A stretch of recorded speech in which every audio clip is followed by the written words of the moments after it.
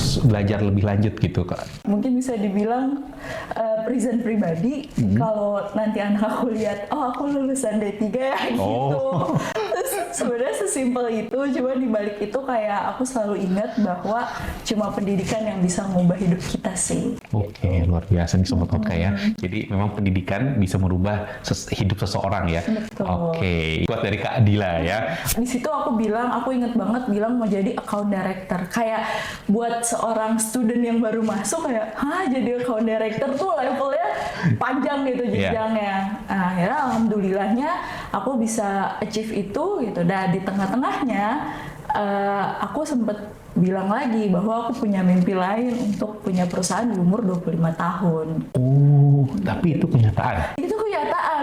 Luar biasa. Ya, ucapan itu adalah doa. Ternyata nggak cuma mitos gitu ya. Memang kalau kita berjuang ya pasti bisa sih. Harus punya mimpi ya. Aku pribadi iya sih. Jadi aku bolak-balik kayak setiap sebulan tuh pulang pergi gitu. Oh, iya. Udah capek itu.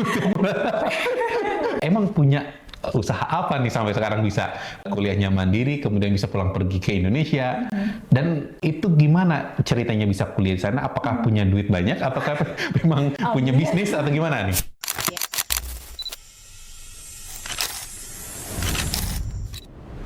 Halo Sobat Otka, kembali lagi dengan saya Kang Ilman di Cerita Otka, tempat berbagi kisah nyata seputar studi dan karir. Hari ini saya kedatangan salah satu narasumber yang mana mempunyai mimpi besar untuk melanjutkan studi di luar negeri. Tapi ada beberapa hal yang menarik banget yang dimana ada beberapa turning point yang bisa kita ambil hikmahnya dari namanya Kak Dila. Halo Kak Dila. Hai, halo. Oke, thank you banget ya sudah hadir di Cerita Otka.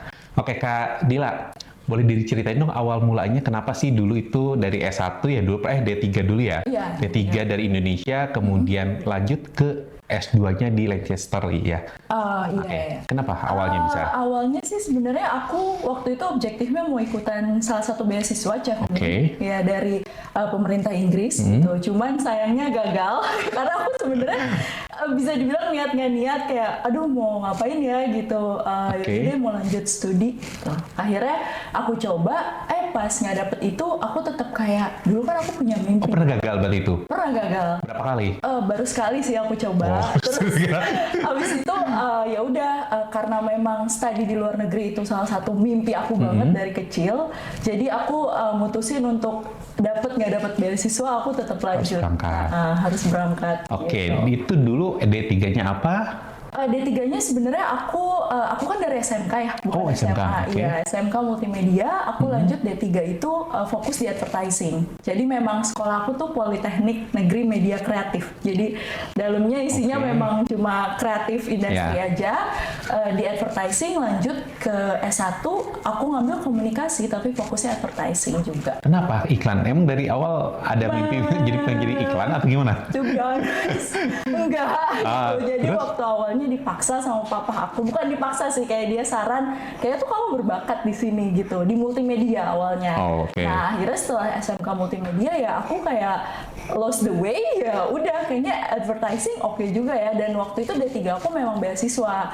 Jadi dapetnya di situ ya udah aku jalanin gitu. Karena ada di sisi lain ada beasiswa ya. Iya, kalau nggak sih aku nggak kuliah.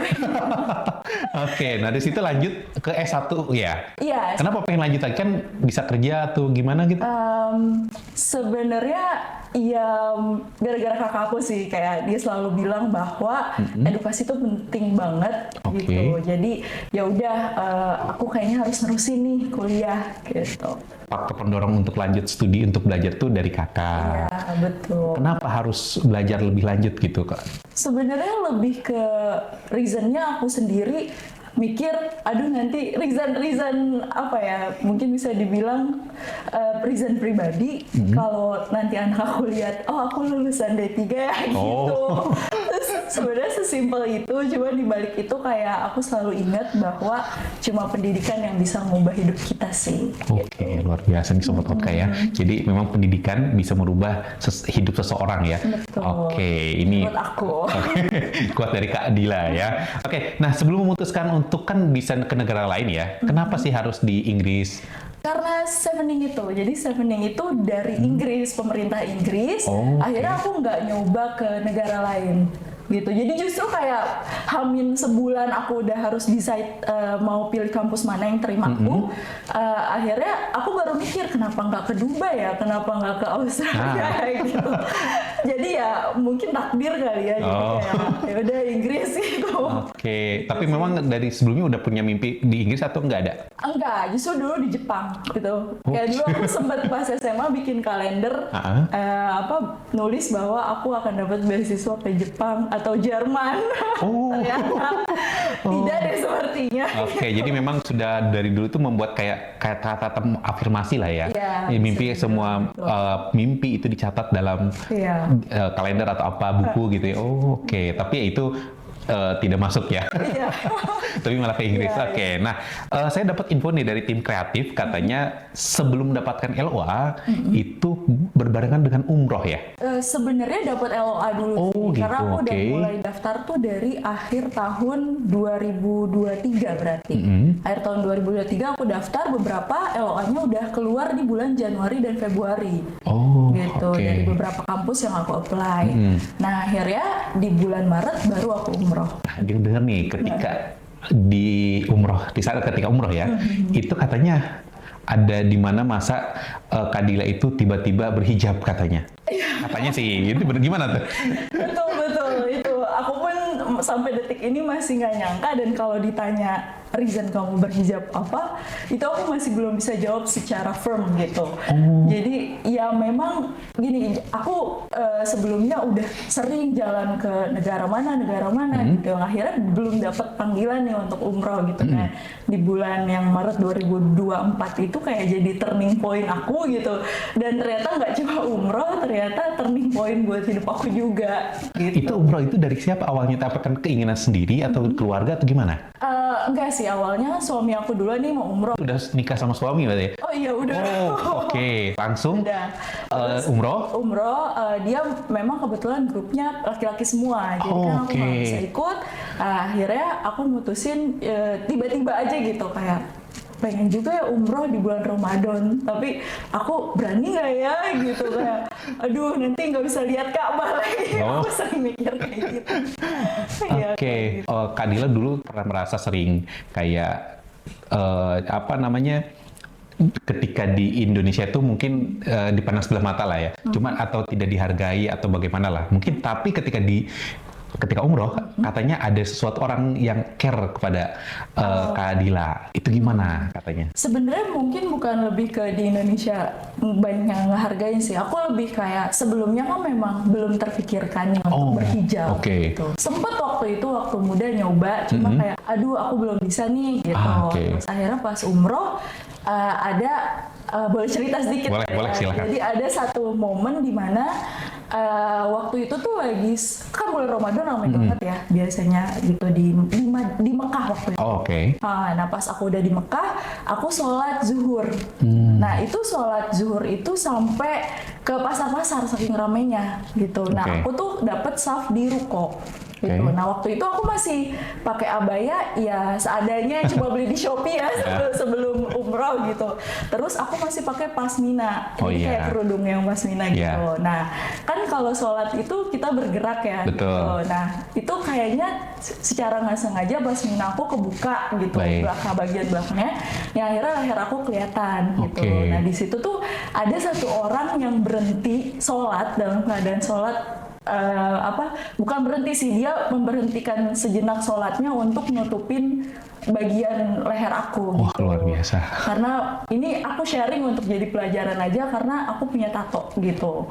Nah jadi dia mungkin gak mau aurat dan tato aku kelihatan gitu sih. Nah di situ aku pas udah selesai, aku sebenarnya cari orangnya, cuma gak ada yang pasti siapa di belakang aku gitu. Nah, akhirnya aku kayak ya ampun, kok orang lain aja peduli ya sama aurat aku gitu. Kenapa aku sendiri malah ngumbar-ngumbar gitu sih.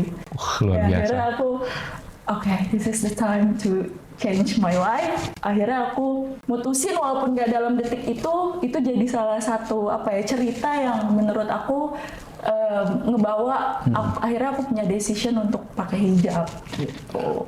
Jadi di sini turning point untuk berhijrah lah gitu ya. Mungkin nggak bisa bilang hijrah, masih proses belajar ya. Tapi setidaknya gitu. kan Tapi ada perubahan lah gitu ya. mulai, Nah, kuliah di negara orang, terutama di Eropa atau di Amerika dan sebagainya lah, stigmanya negatif gitu, Islamofobia lah gitu ya. Nah, ada nggak kepikiran kalau saya berhijab, apakah nanti saya gimana ketika nanti di sana? Banget. Oh, ada. Ya, jujur, ya memang sebelumnya tuh ya aku ngebayanginnya, oh aku kuliah di Inggris bisa party-party bareng temen-temen sih, astagfirullahaladzim. Tapi jujur itu yang aku pikir awalnya. Terus aku, dan pas aku mau sekolah, itu ada berita bahwa waktu di Inggris itu, aku nggak tahu di negara lain, tapi di Inggris lagi rame banget yang masalah orang Muslim kalau nggak salah ngebunuh salah satu warga Inggris gitu. Nah makanya beberapa masjid dibakar lah gitu. Dan dimana aku yang baru berhijab yang imannya masih setipis tisu, lebih tipis dari tisu ini, berani ya untuk akhirnya tetap ke sana. Ya itu yang akhirnya jadi hal yang pengen aku selalu kasih tahu sih ke orang gitu, bahwa nggak semenakutkan itu jadi seorang muslim yang berhijab dan belajar di luar negeri sih. Karena aku sendiri pun kaget bahwa aku justru ngerasa lebih banyak dapat support, lebih banyak dapat role yang bisa aku contoh itu justru dari muslim-muslim yang ada di Inggris gitu. Oh gitu. Gitu sih. Oke. Nah, di situ ada nggak yang meyakinkan bahwa Kak Dila ini benar-benar harus berhijab dan benar-benar memutuskan ya udah saya harus lanjut ke S2 di Inggris? Kayak reasonnya akhirnya misalnya apa ada faktor kakak atau suami atau gimana, atau pernah istikharah atau gimana? Iya. Yang pertama sih aku pasti tanya suami aku.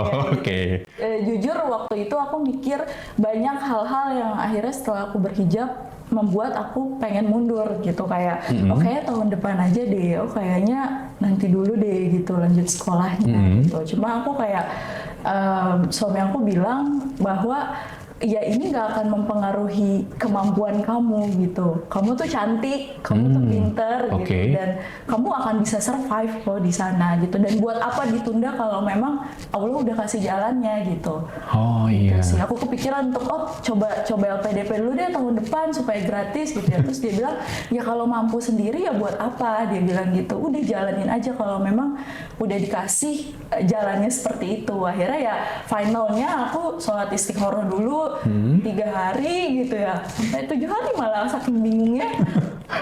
Ya jalannya dipermudah, jadi ya udah gitu. Dan alhamdulillahnya di situ dimantapkan hati untuk bisa ke S2 gitu di Inggris. Sebelum berangkat ke Inggris pernah nggak kerja di Indonesia atau gimana sebelumnya? Kebetulan memang aku waktu itu kerja dulu, cuman 5 tahun belakangan ini aku fokus bisnis sih. Nah, saya pernah dengar cerita katanya ketika awal-awal kakaknya harus mulai belajar melanjutkan studi dan sebagainya karena pernah bekerja katanya, dan di situ kakak sering nangis, pernah ke toilet katanya gitu. Itu gimana tuh ceritanya? Itu masa lalu banget sih.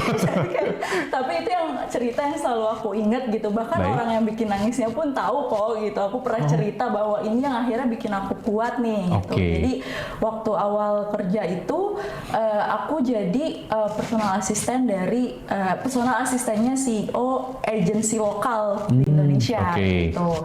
Nah di situ tugas pertama aku ternyata aku pikir berkaitan dengan kuliah aku nih advertising gitu. Tapi ternyata enggak. Aku harus pesenin dia makanan gitu, pesenin salah satu makanan Jepang dari online. Dia bilang sausnya ditambahin gitu.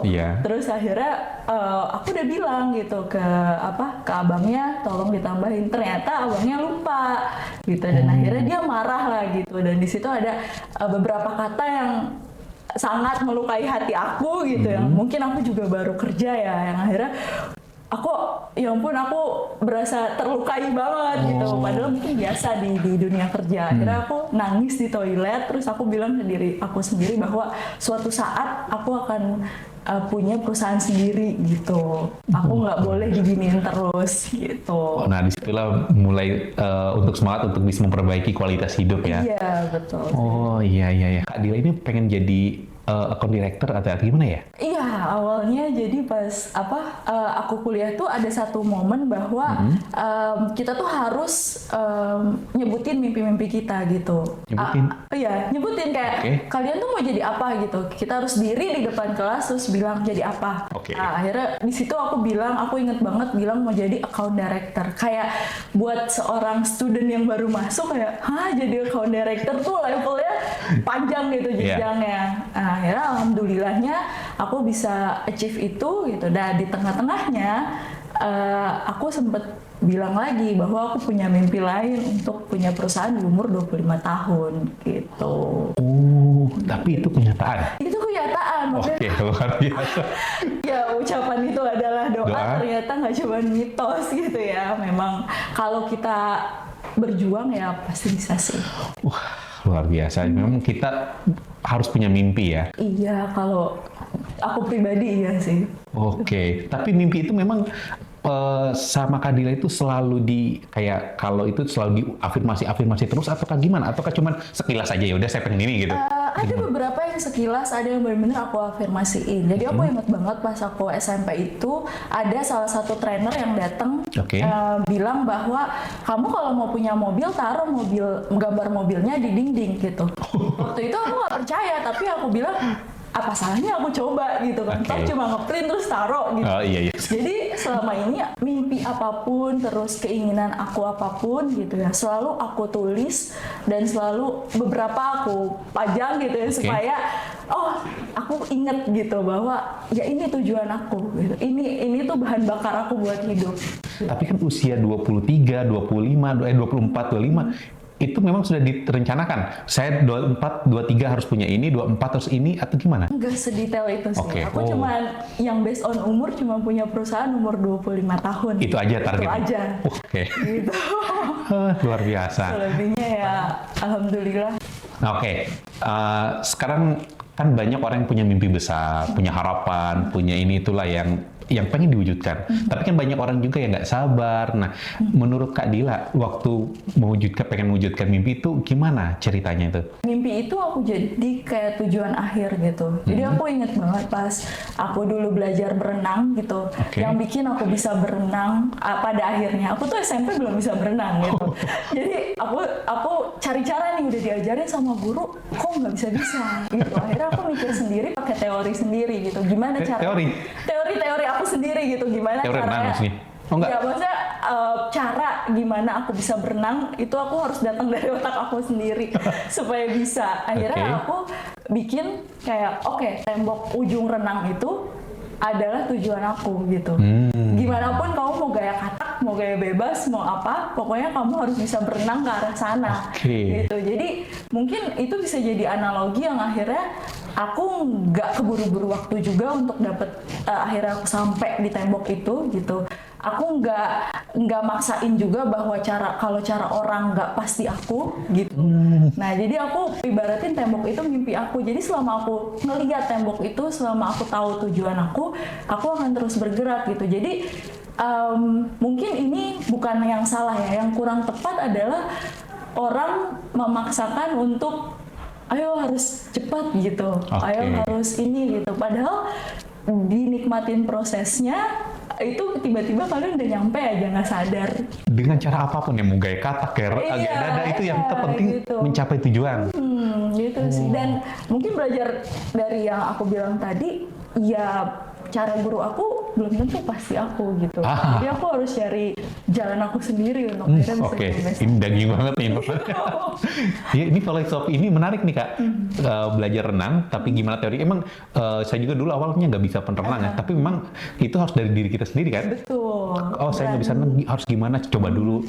Takut tenggelam dan sebagainya. Tapi kalau kita terus coba, ya walaupun setengah dulu, nggak apa-apa. Lanjut lagi. Oh iya benar. Ini filosofi bagus nih. Tapi itu jadi kelemahan aku nggak bisa berenang kalau nggak pakai kacamata.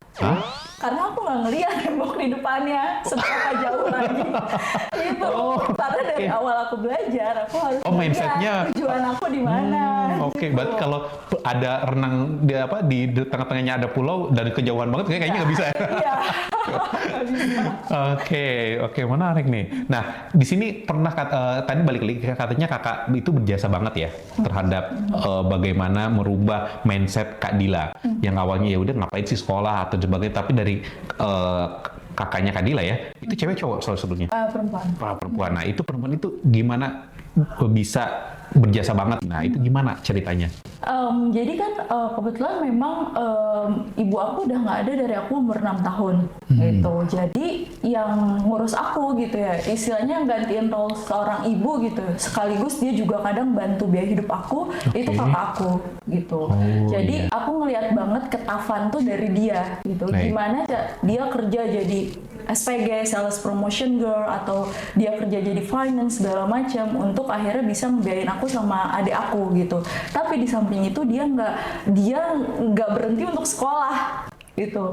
Jadi dia nggak putus sekolah, dia selalu melanjutin sekolahnya gitu. Nah di situ aku ngelihat bahwa gimana cara balancing hidup dan cara jadi kuat tuh dari dia gitu. Dan aku ngerasa ya aku punya banyak utang budi lah istilahnya gitu dia. Kakak sebelumnya pendidikan terakhirnya? Kakak aku terakhir S1 IT. Selama lulus SMA itu kerja? Iya, kerja dulu. Jadi dia tuh dulu sebenarnya dapat beasiswa gitu, tapi karena mama aku sakit harus urus aku dan adik aku, jadi dia ngelepas beasiswa itu gitu.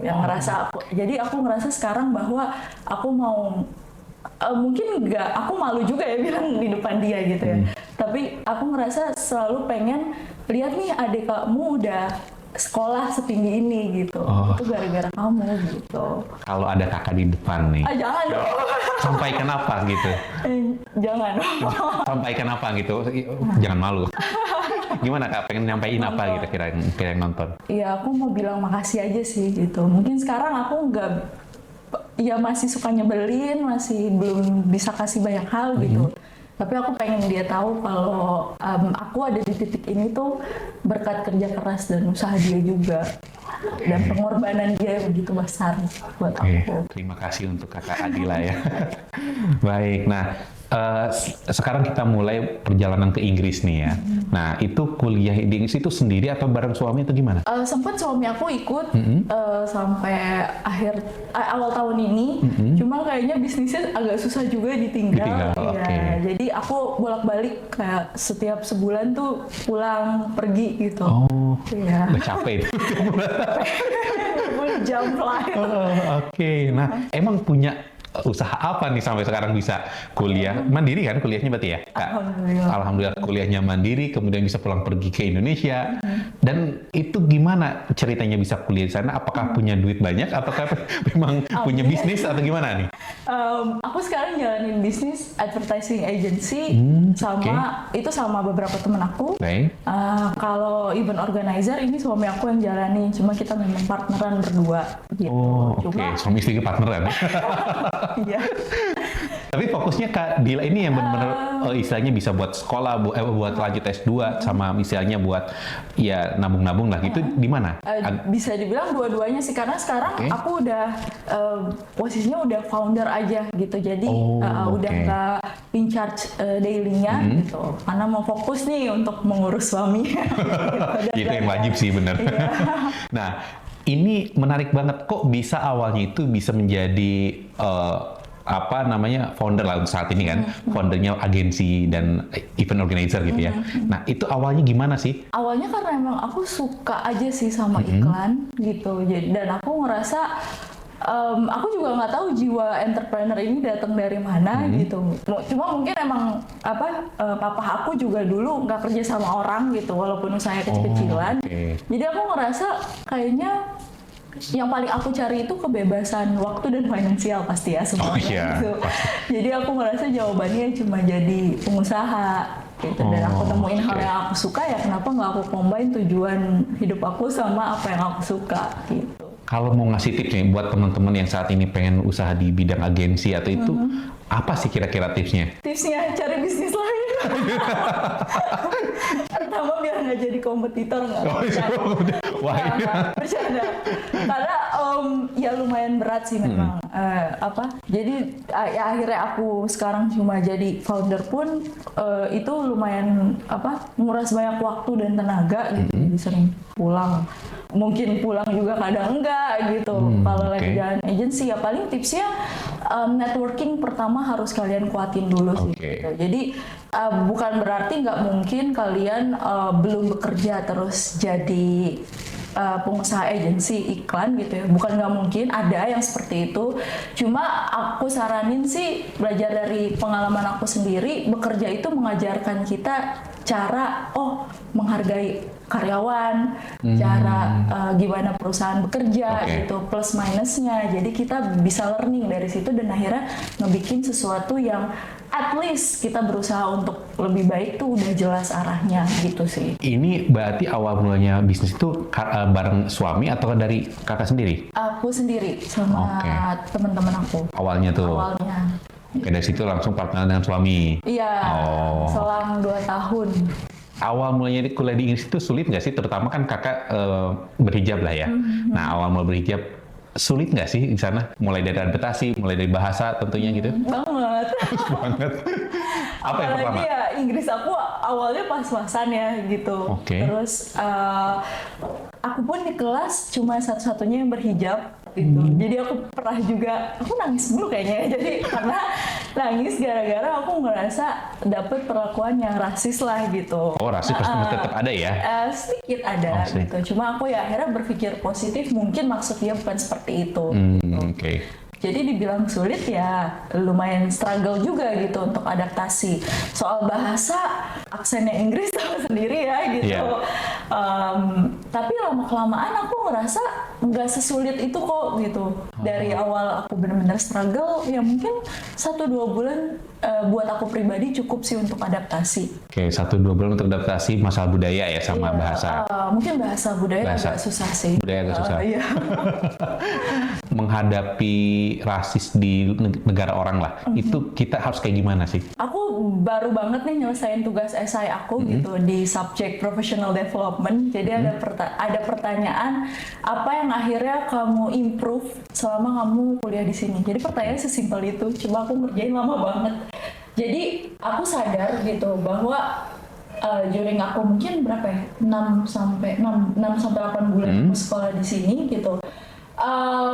Perlakuan seseorang yang nggak enak itu, mau itu rasis atau apapun tuh pasti ada gitu. Mau itu di Inggris atau di negara kita sendiri.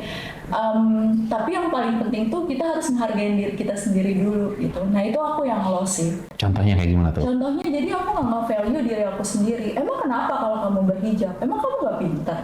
Gitu. Emang kamu nggak bisa berdiskusi sama mereka? Bahasa mereka aja kamu bisa kok gitu. Kenapa kamu harus takut untuk nggak diterima dan nggak bisa beradaptasi gitu? Nah, akhirnya kalau gimana orang mau menghargai diri aku kalau aku pun nggak menghargai diri aku sendiri gitu. Jadi suami aku yang ngingetin aku bahwa kamu tuh melemahkan diri sendiri terus gitu. Aku justru nge-kill diri aku sendiri terus. Nah di situ value aku sebenarnya hilang. Sebenarnya kita harus meng-value diri kita sendiri dulu. Value diri kita bahwa kita itu orang yang harus percaya diri lah ya. Iya, sebenarnya harus percaya diri, menghargai diri aja. Jangan sampai menyalahkan, jangan sampai merendahkan diri sendiri di dalam hati dan pikiran kita ya. Oke, menarik. Jadi harus benar-benar kita tuh pantas untuk dihargai lah ya. Iya. Oke, luar biasa nih. Nah, kalau selama pembelajaran S2 itu sulit nggak sih untuk pembelajarannya ya? Kan aku ambil Innovation and Entrepreneurship yang mungkin teman-teman belum tahu nih. Jurusannya apa sama kampusnya? Saya lupa nih. Lancaster University. Jurusannya Innovation and Entrepreneurship. Jadi aku belajar, mungkin bedanya sama MBA itu, kalau MBA kan belajar general dan untuk ngejar jenjang karir perusahaan besar ya gitu. Kalau kita gimana cara nge-build dan nge-maintain bisnis untuk sustain gitu. Jadi aku belajar soal hal itu. Jadi kalau untuk aku pribadi, apa yang aku pelajarin mungkin setengahnya udah aku lewatin gitu karena aku udah jalanin bisnis. Oh iya. Jadi bisa dibilang susah nggak susah, depends. Kayak ada pelajaran tentang sustainability yang baru banget nih buat aku, itu susah gitu. Tapi belajar tentang cash flow perusahaan, wah aku udah kena mulu nih masalah gitu. Jadi aku belajar sedikit-sedikit dari pengalaman orang justru. Jadi bisa dibilang sulit nggak sulit, tergantung kecocokan antara pengalaman dan apa yang kita pelajari sih. Oke, ini menarik nih. Ada beberapa statement ya. Ngapain sih kuliah gitu kan, ada beberapa ngapain sih kuliah, yang penting kita usaha atau punya bisnis dan sebagainya, kita belajar aja dari situ. Nah, menurut Kak Dila itu gimana sih kalau kayak gitu? Jadi ada satu temen aku yang bilang bahwa baca buku itu belajar tersingkat gitu. Jadi pengalaman orang yang mungkin 10-30 tahun ditaruh di satu buku bisa kita selesaiin dalam 1 minggu. Oke. Iya, itu benar sih gitu. Tapi di sekolah itu kita nggak cuma ngedenger pengalaman orang gitu, tapi di situ ada diskusi, di situ ada networking, di situ ada pengalaman langsung, nggak cuma mendengar gitu. Jadi itu sih menurut aku tetap harus di-combine. Oh, jadi nggak cukup hanya untuk belajar dari kita bikin bisnis aja, nggak cukup ya? Aku ngerasa iya sih gitu. Karena aku ngerasa masih banyak banget kurang ilmunya. Oh, ini ya, merendah dulu nih. Oke, luar biasa. Tapi biasanya semakin tinggi ilmunya tuh semakin merendah seperti ilmu padi. Oke, nah terus udah lulus atau gimana sekarang? Belum, insya Allah harusnya Agustus. Agustus sekarang, Iya. bentar lagi ya. Iya. Nah, kalau seandainya sudah lulus, apa sih yang pengen di goals kan setelah lulus dari sini tuh, dari S2 di Leicester? Itu yang belum terjawab sih sampai sekarang. Nah, ngapain? Dan gak cuma aku, dari satu kelas yang aku tanyain belum ada yang bisa jawab. Oh.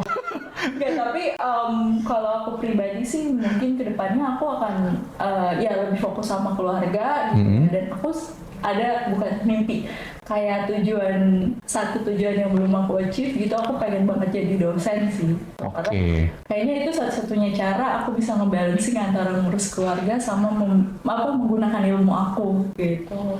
Oh, tapi dari suami mengizinkan? Insya Allah. Oh, kalau untuk dosen mengizinkan ya? Iya. Oke, tapi kalau usaha tapi tetap lanjut? Iya, usaha sih. Bikin bingung nih, kan bisnis sudah ada, ya kan, S2 udah oke. Suami juga punya usaha dan pasti tentunya kalau ini udah cukup lah gitu ya. Ngapain sih harus jadi dosen lagi? Itu kan capek-capek lagi, terus nambah uang lagi gitu, gimana?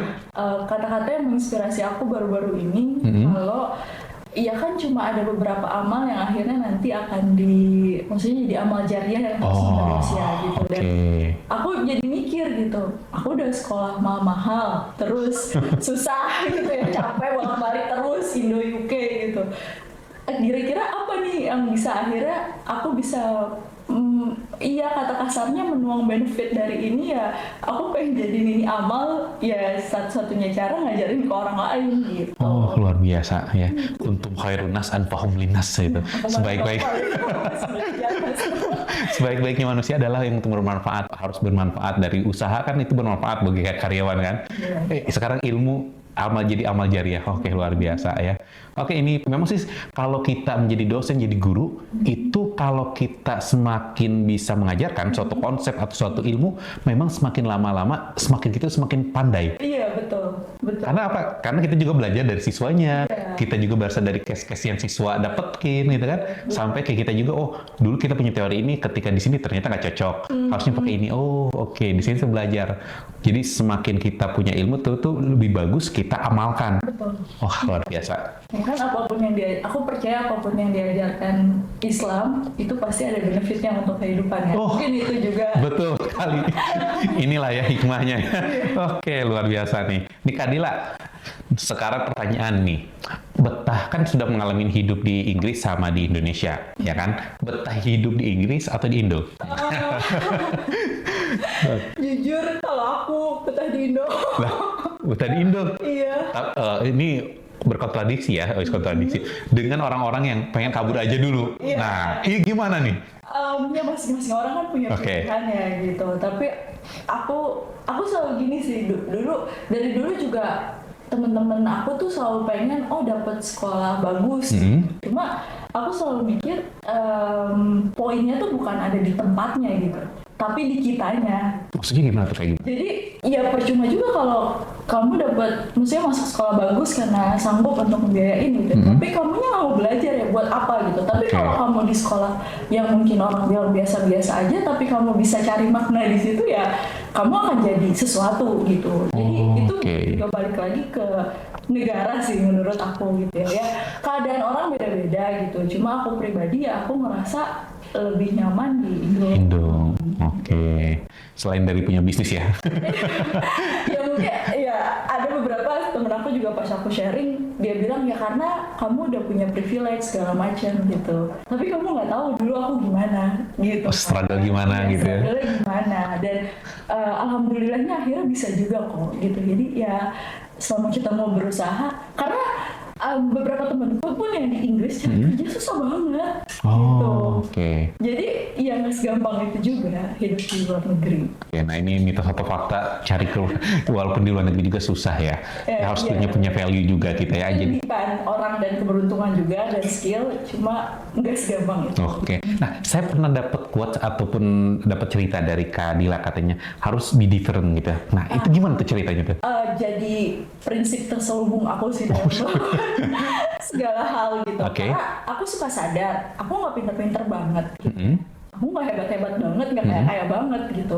Jadi satu-satunya cara yang bisa bikin aku stand out, aku harus beda dari orang lain gitu. Contoh simpelnya, saat aku bikin essay, bahasa Inggris aku terbatas gitu ya. Terus ilmu aku juga nggak suka teori, nggak suka baca juga, to be honest gitu. Tapi akhirnya aku bikin esai, aku punya kemampuan di bidang kreatif banget. Gimana lewat tulisan aku bisa mengcombine creativity, akhirnya aku coba dan akhirnya nilainya jauh lebih bagus daripada orang-orang yang jago teori, bahkan orang-orang yang native English. Nah, kok bisa? Aku juga nggak tahu. aku juga nggak tahu karena sampai saat ini, sampai esai terakhir aku belum pernah nanya ke dosen aku kenapa aku bisa dapat nilai lebih tinggi gitu. Coba aku di situ di setiap aku ngerjain sesuatu aku coba beda gitu. Kayak aku coba be authentic gitu, terus unik dan beda. Wah ini teori iklan banget. Harus jadi berbeda ya. Dimanapun kita mau kerja, mau punya usaha, mau belajar, harus yang berbeda ya. Selama studi di Inggris ini, ada nggak sih yang benar-benar ilmunya itu impactful banget lah buat Kak Dila? Mungkin kalau biar singkat, satu hal yang menurut aku beda gitu ya dari apa yang aku dapat selama di Indo. Ya aku juga nggak kuliah di universitas yang bagus banget gitu. Cuma aku menyadari bahwa kayaknya yang beda dari kenapa teknologi yang baru dan hal-hal yang baru itu datangnya duluan dari orang luar, kita gitu. Mereka tuh kalau berpikir sesuatu tuh lebih simpel. Luar biasa tuh tangan support ya. Luar biasa. Jadi dari podcast hari ini dari Kak Dila, saya mendapatkan pelajaran bahwa mimpi itu adalah bukan akhir. Tapi mimpi itu adalah mulai dari lahirnya mimpi-mimpi lain.